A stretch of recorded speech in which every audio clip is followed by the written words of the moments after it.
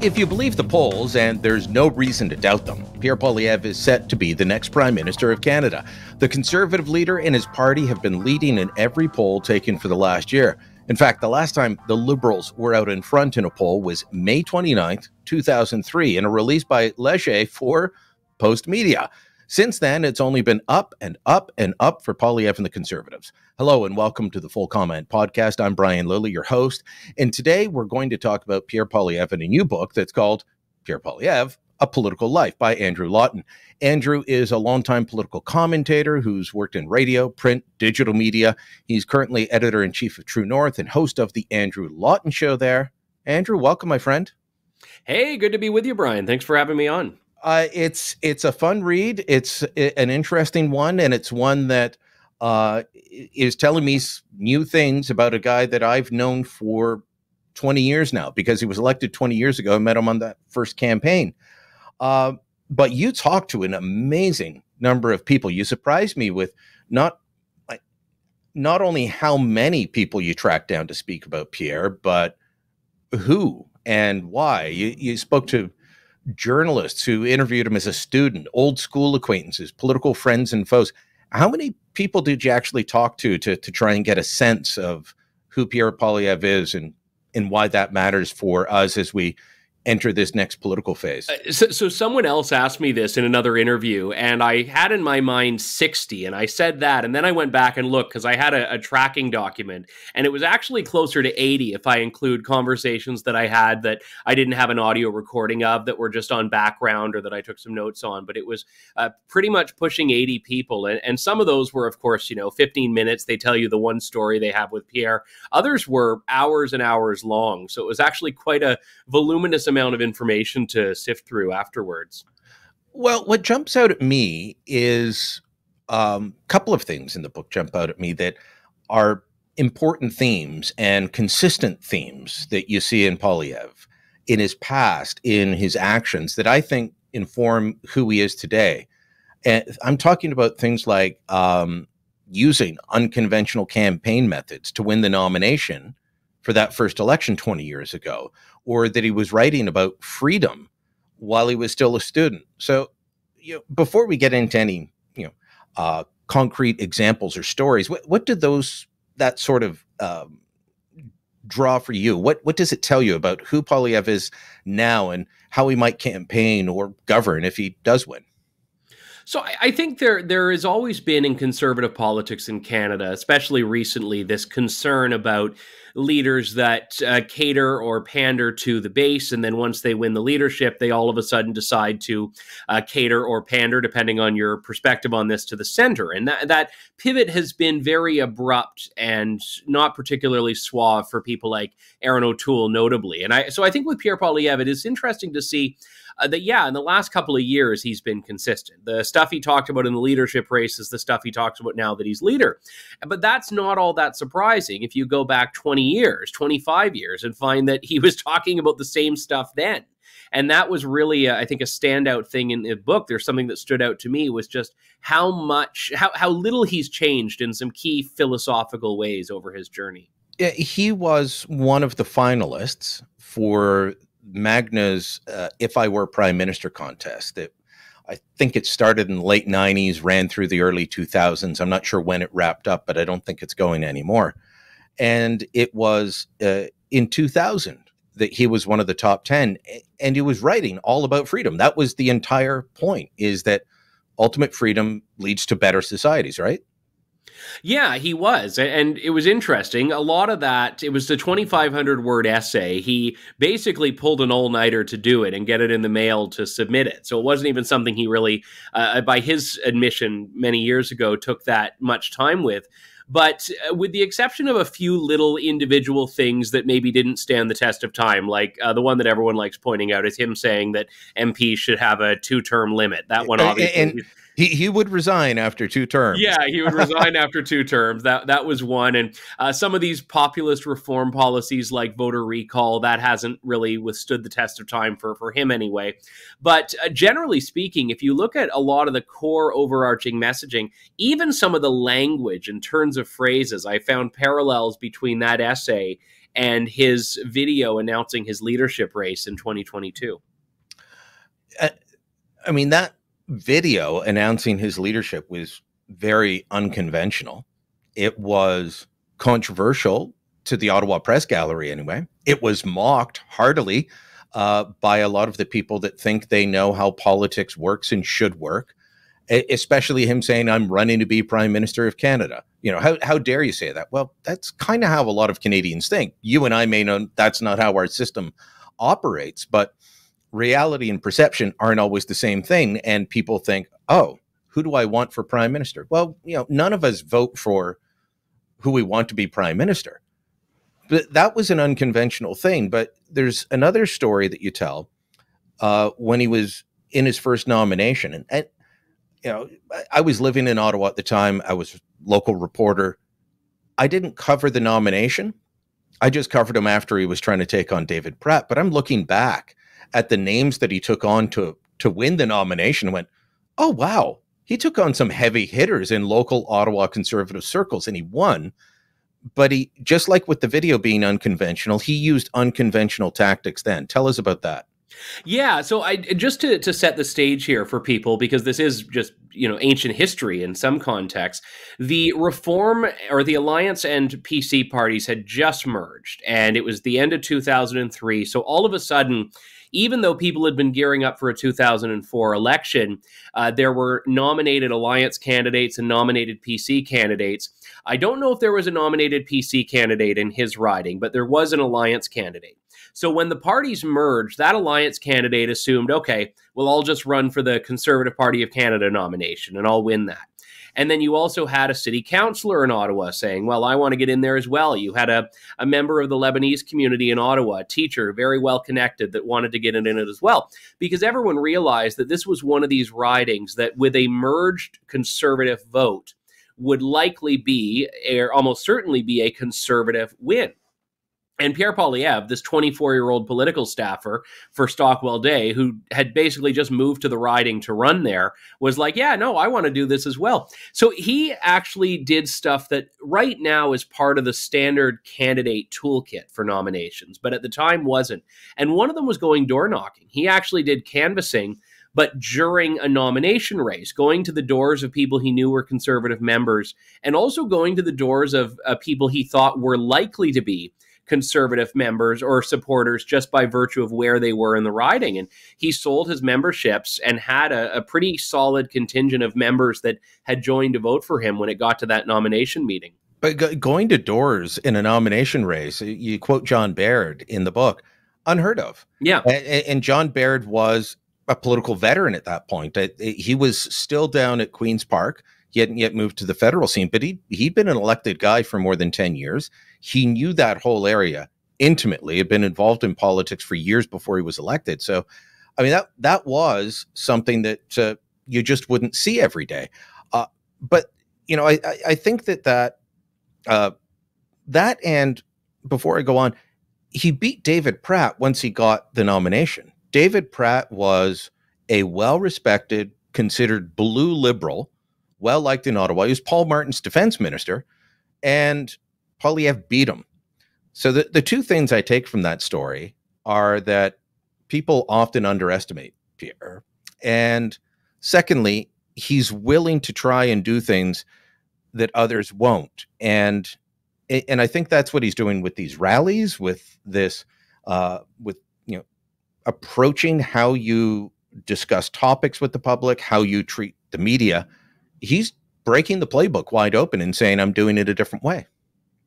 Yeah, and I should point out that the idea of going door to door was claimed by Michael Cooper, who's a Conservative member of Parliament. Now, he's about 5 years younger than Pierre Poilievre, but the two were friends. And he told me in an interview that he gave Pierre that idea when they were having dinner over the winter break at Caesars, a steakhouse in Calgary. So that was Michael Cooper's contribution to he had many contributions to the book, but to Pierre Poilievre's political story there. But absolutely, and I think we see now, too, him circumventing the parliamentary press gallery, which has become a very deliberate tool that he's used. And to your point, Brian, very unconventional, especially among conservative politics, but among politics in general. Yeah, Stephen Harper tried and was somewhat successful in circumventing the press gallery in his early days, but we had a different media landscape then. He would go and he would speak to the local journalists in Brockville or London, Ontario, or Red Deer, and he would sometimes talk to the gallery, and it would infuriate people, but it worked. We don't have the same level of local journalism, especially political journalism, now that we did 20 years ago. So Pierre's finding different ways, and now you're seeing Justin Trudeau mimic that. Have you noticed all the times he's been talking to bloggers and vloggers lately, and people with podcasts, and very different interview settings for him than what he normally does?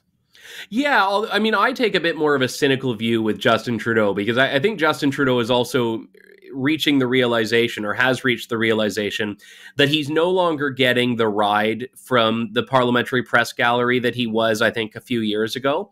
And I think when he goes to these podcasts, a lot of the times these aren't A-list podcasts. These are smaller ones that people learn about because he's given them an audience. And I think he's going there because he's getting a bit of an easier ride. And I think the format itself is working for him a bit better, because now, if you've seen press conferences with Justin Trudeau, the Ottawa journalists are downright feisty with him in a way that they haven't been for throughout much of his term. Absolutely. I think, Pierre knows he can't just talk to the Ottawa gallery, because he knows that Conservatives generally don't get the same fair break that Liberals do.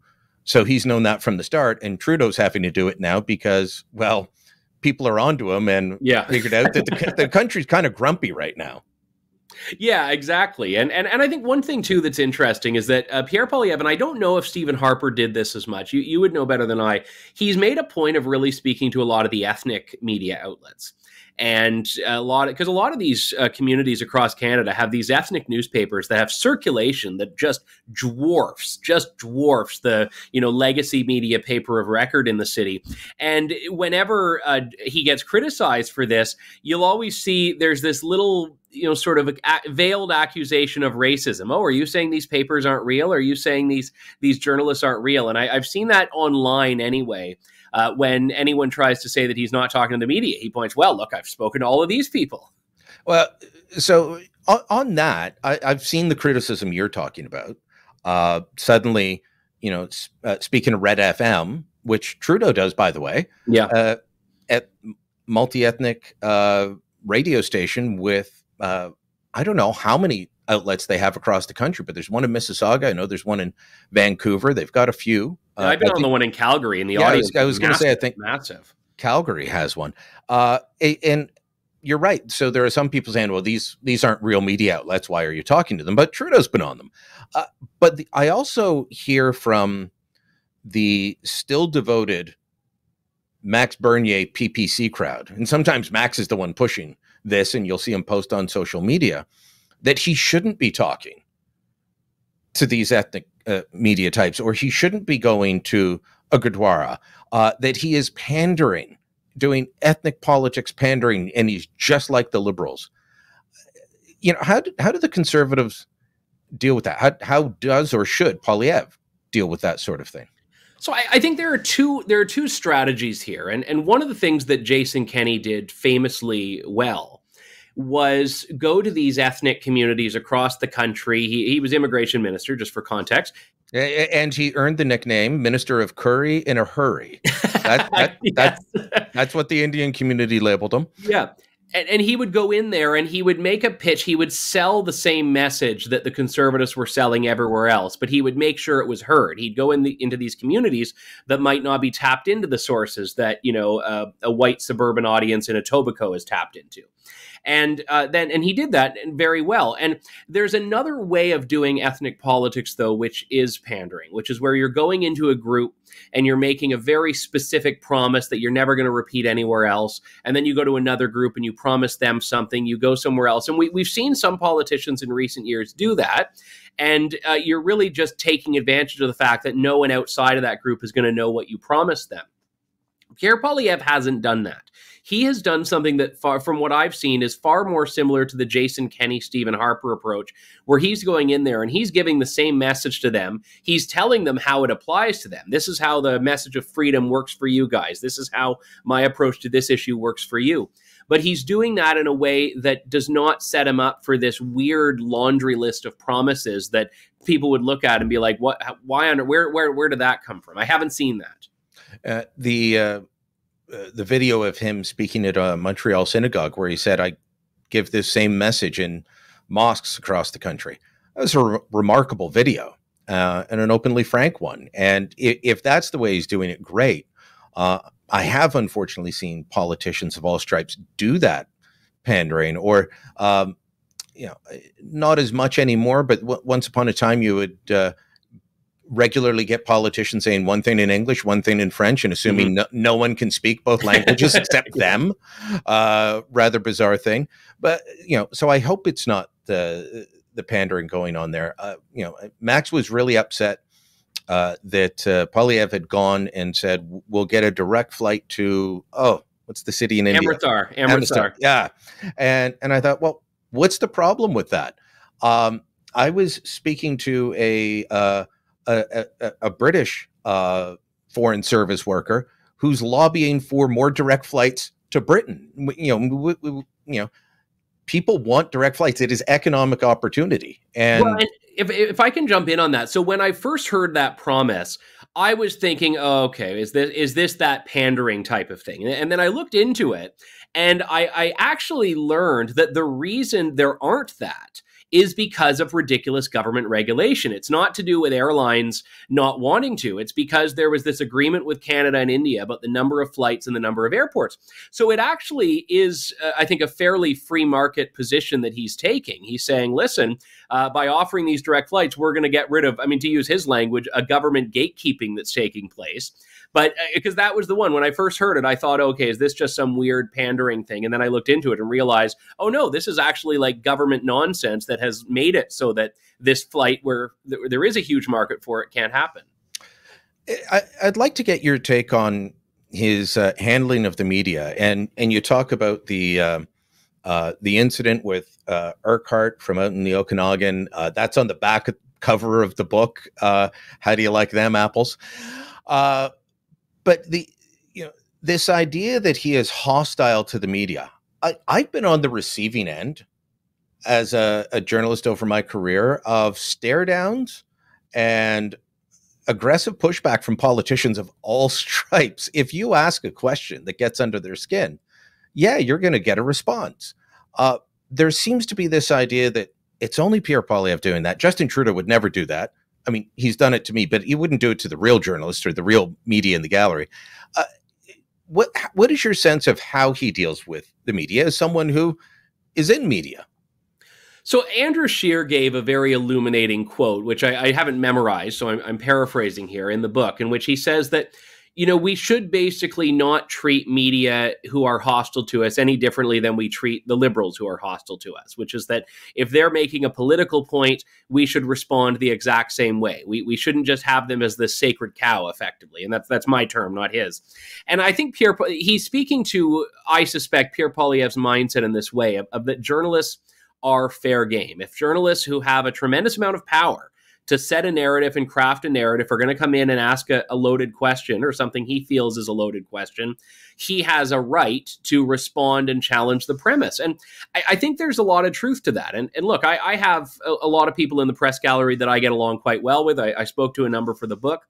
I also think there are some in the press gallery who are very much partisans in a lot of the work that they do and a lot of the way they approach these issues. And which is fine in the general sense. You and I approach our work in media and journalism from a particular viewpoint, but we're commentators. We're not pretending to be neutral.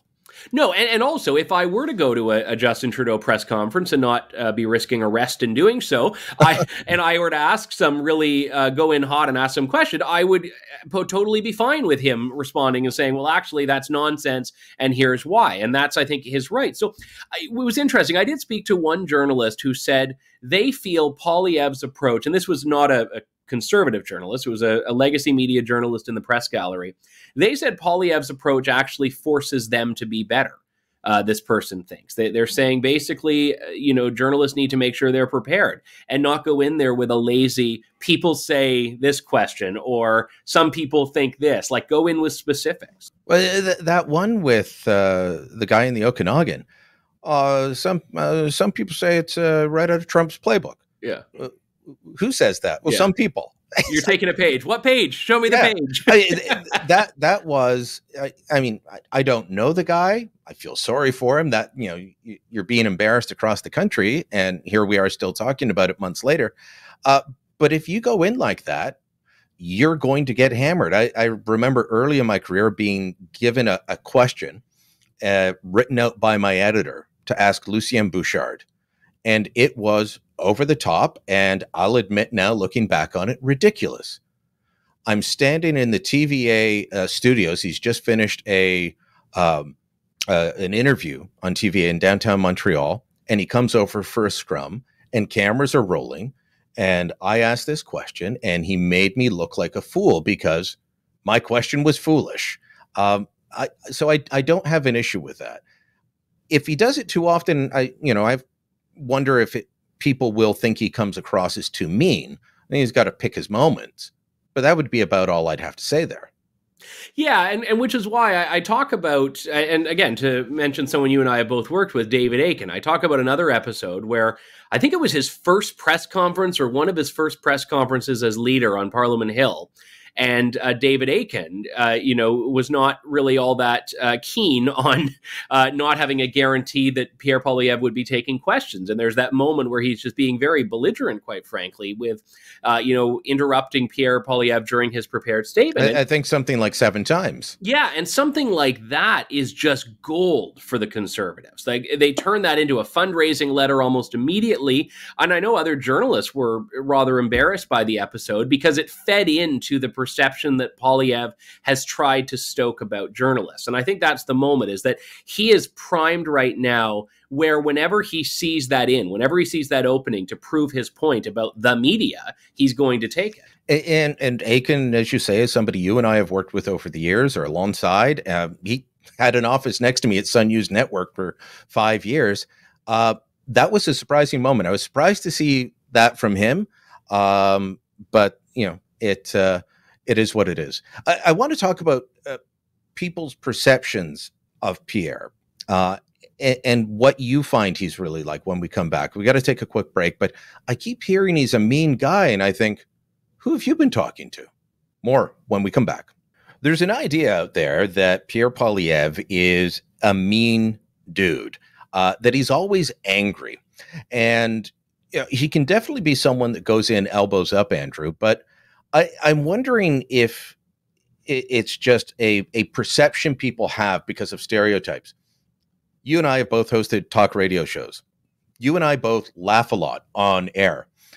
But I would still have people who obviously never listen to me say, oh, he's just angry all the time. Oh, Brian Lilly, he's grumpy. I'm like, you obviously don't listen. I'm wondering, is that it with Pierre, or is there something in his public demeanor, his character, his psyche that makes people think this is an angry dude and that's turning me off? Because I had a conversation with a very politically astute person a little while ago who that was his view of Pierre. That this man, there's always negative. It's funny. I just saw not that long ago a clip where Pierre Poilievre was in the House of Commons and Justin Trudeau was talking about his housing plan, and he makes this comment about how he's putting a housing catalog in, and Pierre Poilievre just rolls off that immediately and starts talking about, and he basically gets the Conservatives to give Justin Trudeau a standing ovation. Because, oh, wow, look, he's making a catalog. Good for you. Like, he's having the time of his life when he does this. But you're right. People will look at that and mistake passion, which I think you need to have to be effective as a broadcaster, as a politician, whatever it is, mistaking that with anger. And I think he gets angry, I'm sure. And we've seen him be a bit more pointed at times. But he also, one-on-one, in all the conversations I've had about him with people that know him well, I've never heard anyone recount a story of anger. Now, I've heard people recount stories that were not pleasant encounters of, him being very demanding as an employer, of him saying things that people have taken as mean-spirited in a particular context. So it's not to say that he's just all sunshine and roses every day. But I've never heard of him being a temperamental person, and that was not something I got. But I think people forget that when you're the leader of the opposition, opposition is baked into your name. You are the antagonist to the government. That is your not constitutional, but it's your political role. And I could see how someone would mistake that for being a crank, for being cantankerous. Yeah, he's a very affable guy, very thoughtful in my experiences with him, and a very determined, hardworking. We'll get into that when we talk about the leadership race. But did you get a sense? I know you talk about it briefly in the book.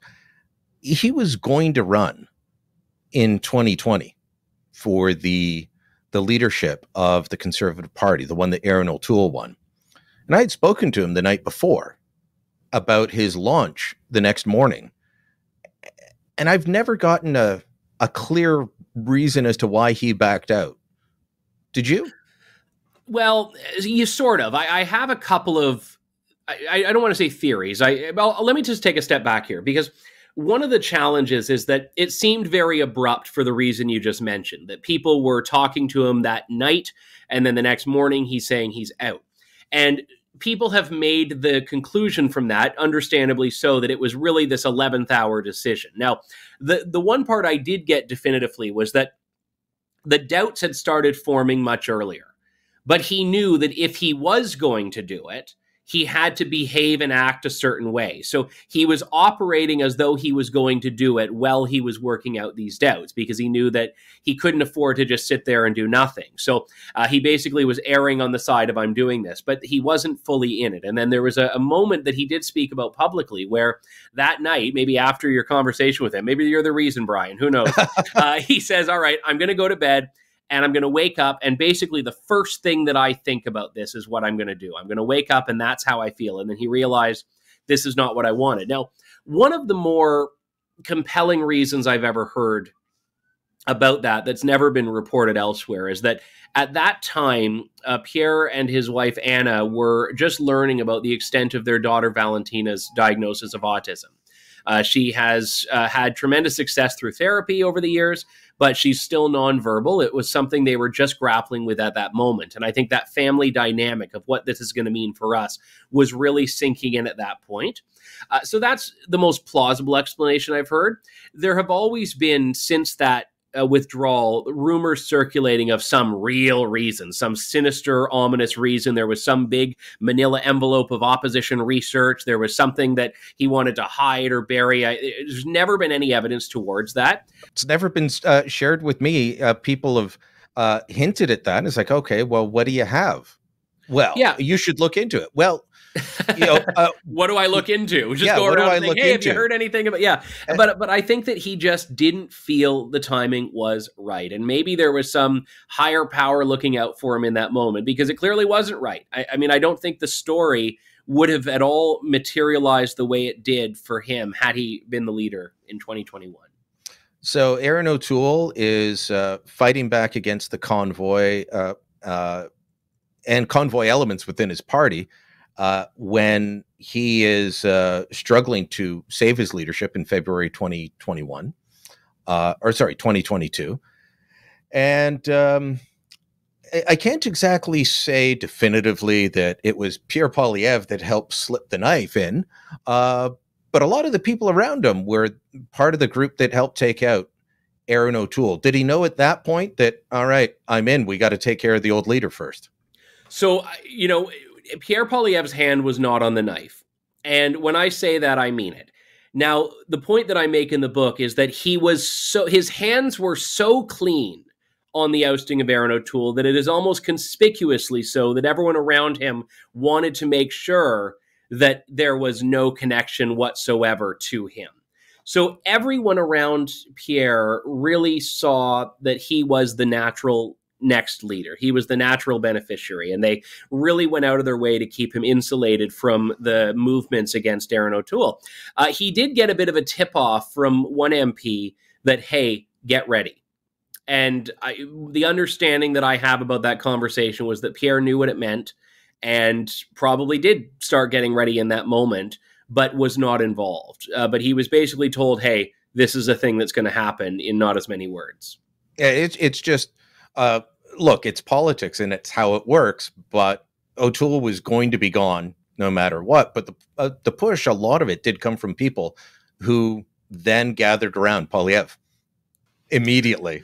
Yeah, very much so. And to go back to that video you mentioned earlier, when he came out and was the first out of the gate, he was really trying to scare everyone else out of the race. And when he said Pierre for prime minister, he was basically saying the race is already over.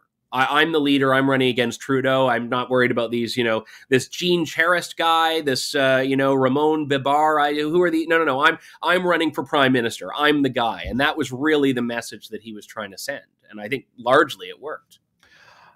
His work ethic is unbelievable. And I know you picked up on that from discussions. I think back, as I said, to that first campaign that he won in 2004, because I lived in the riding and was always going through it. I saw how hard he was working to win. And I remember telling Steve Madeley, the morning show host at CFRA back then, and well-connected politically, I said, Steve, this guy's going to beat David Pratt. Oh, no, not going to happen. And then he did. I said he's going to win this leadership if he's in it. He did. He works incredibly hard. I remember seeing him at one community event, and I said, how many have you been at today? And he said, this is the 8th. How many left? I think he had two or three more left to go in the day, 10 or more events during the day. That's probably slowed down since now that he's married and has 2 children, but that's the kind of work ethic he's bringing to try and win Canada for the Conservative Party. Yes, and I would also point out that when the 2015 election came along, which was just an absolute blowout for the Conservatives, Poilievre was the only Conservative in the Ottawa area to keep his seat, and it was by, if I recall, I think about 2,000 votes. And largely, the only reason he survived that, many people have said, and I think you can sort of infer from the results, is because he had put in over the preceding 11 years all of that work, because he had built a name and a brand for Pierre Poilievre that was powerful enough to overcome the, at the time, toxicity of the Stephen Harper and Conservative brands. You could call him on any given weekend to get a comment or just see what's going on. One of the things I like to do is I talk to politicians when I'm not interviewing them, and it's always just the same question. What are you hearing at the doors, or what are you doing? Didn't matter when you called him. There was a very good chance he was door knocking. Mm-hmm. That same thing he did to win the nomination. There would be an election on, but he'd say, Brian, if I'm not out door knocking, if I'm not out talking to people, then I'm disconnected from what they're thinking, and I'm not hearing from them. That's kind of the message that I know this isn't part of the book, but it's kind of the message he put out there with that fire your lobbyist op-ed he put out. You need to talk to the people.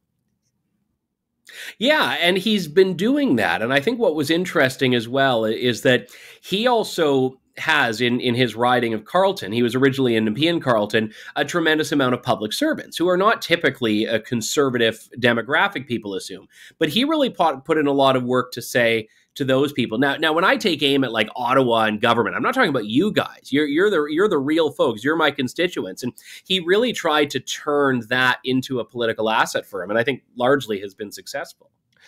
You've also written a book about the Freedom Convoy, and you talk about Pierre's overtures to the Freedom Convoy in this book. Is that something that's going to hurt him with swing voters? I'm not talking about the Conservative base. The Liberals haven't been very good at making hay out of that, but does that potentially hurt him at some point with swing voters who weren't on side with the convoy? Look, I think that there is a contingent of people who live in downtown Ottawa that will never forgive anyone that, was even marginally sympathetic to that, because it was very raw for them. I think for people everywhere else in the country, the sense that I've gotten is that they've moved on. The people that were not in the small group that was really on board or the small group that was really against have just moved on from it. And there's always the possibility that some externality in the news cycle changes. Like, let's say, for example, that a criminal conviction comes down for one of the people involved closer to the election. Like, that could be the kind of thing that disrupts him and forces him to have to talk about it. But he was also always very cautious about it. He was very careful. He was never an out-and-out cheerleader.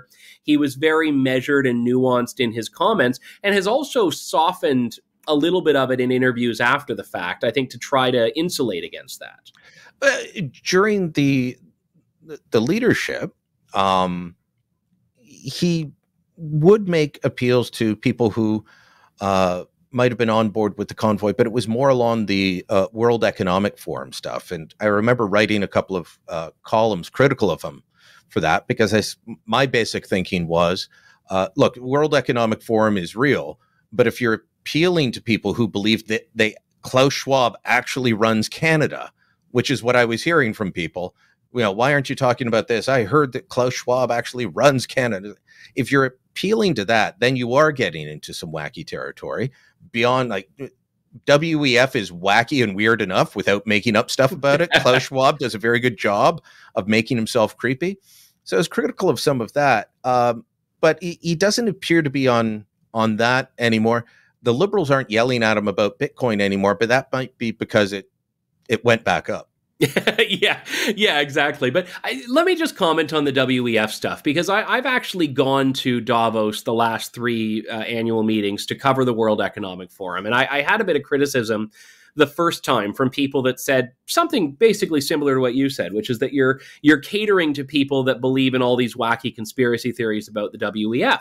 And I had sort of taken a view of it that I think has been, I've been proven correct on this, which is that makes it more important to address the issue in a very fact-based, measured way and say, no, this isn't the issue with the World Economic Forum, all this crazy stuff. This is, and point to the policies, point to the issues.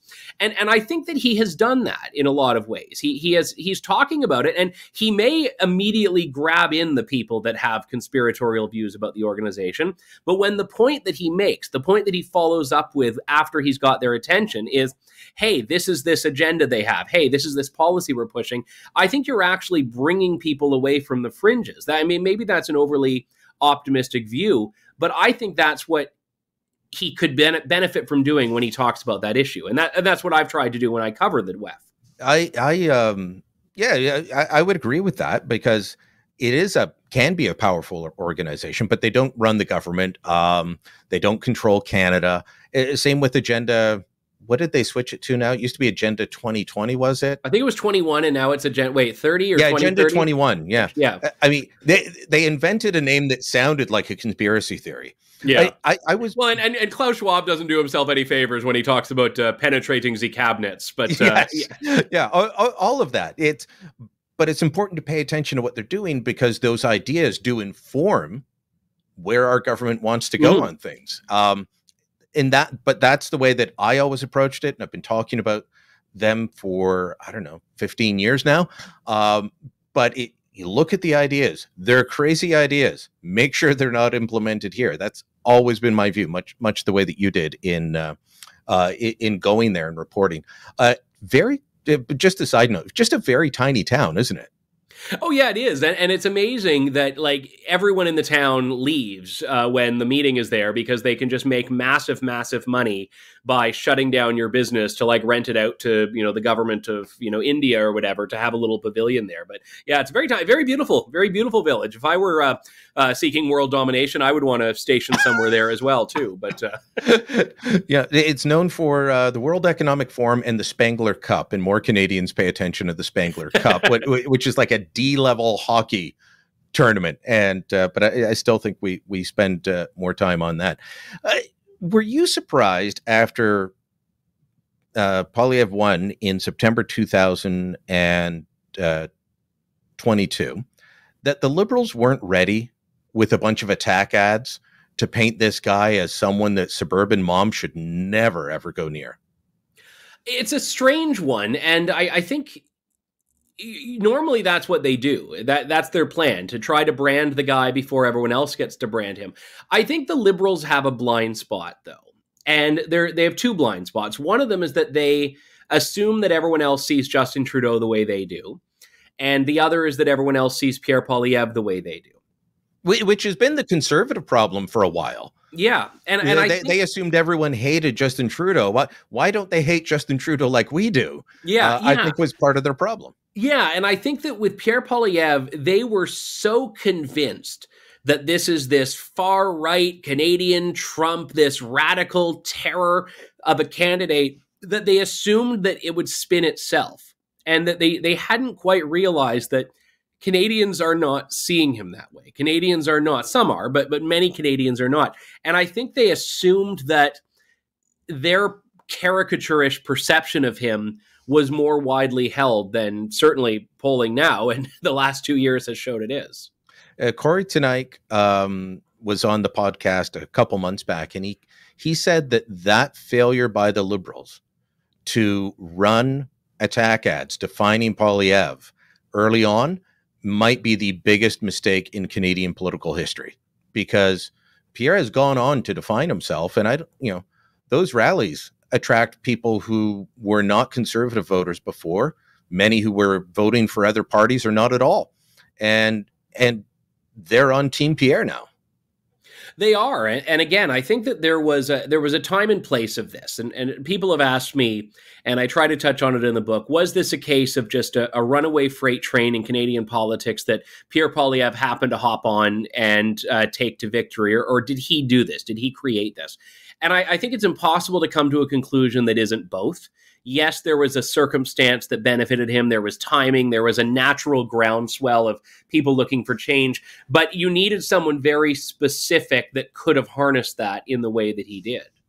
It's always a combination of hard work and luck coming together, and luck is often due to hard work. So I would say that. What do you see after all your writing about him, talking to people around him? What do you see as the future? What will he be like if he does get to govern? Is he going to do that pivot that you mentioned off the top? Is he going to be Donald Trump? What are your thoughts? So it's funny. One of his friends, Adam Difala, who's a longtime conservative advocate, he had said in an interview that I did with him for my book that he expects a very ambitious first term, a very Mike Harris. I'm going to do everything I promised. I'm going to move quickly. I'm going to make some pretty big changes, which stands in contrast to the Stephen Harper approach, which was far more moderate and incremental. Now, I mentioned this in an interview with Power and Politics on CBC, and I saw it's been turned into a Liberal attack ad now of Pierre Poilievre is going to be Mike Harris. So the Liberals see me as this credible oracle now.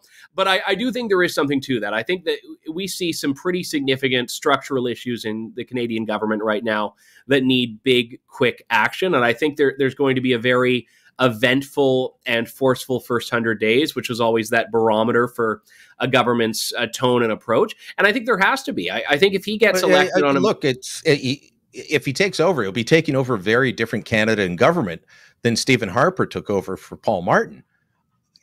Stephen Harper took over a functional bureaucracy and government problem, sure. Yeah, but he took it over with a minority. He was very limited in what he could do. And you could also, you just didn't need a massive change. You could do things incrementally. This is almost a poison chalice if Pierre Poilievre wins and becomes prime minister. He's taking over a really screwed up Canada. Yeah, and again, for the guy that says governments need to balance the budget, how does he look at the deficits we're posting right now and come up with a plan to balance the budget that wouldn't require massive, massive cuts or some form of increased revenue, which is going to be a tax? So that's a big issue. And again, if I would look at this and say, you better find a way to balance the budget within 4 years to prove that you are delivering that fiscal vision you've been talking about. But I realize it's easier said than done when you're dealing with a government that's been as spend happy as the Liberals.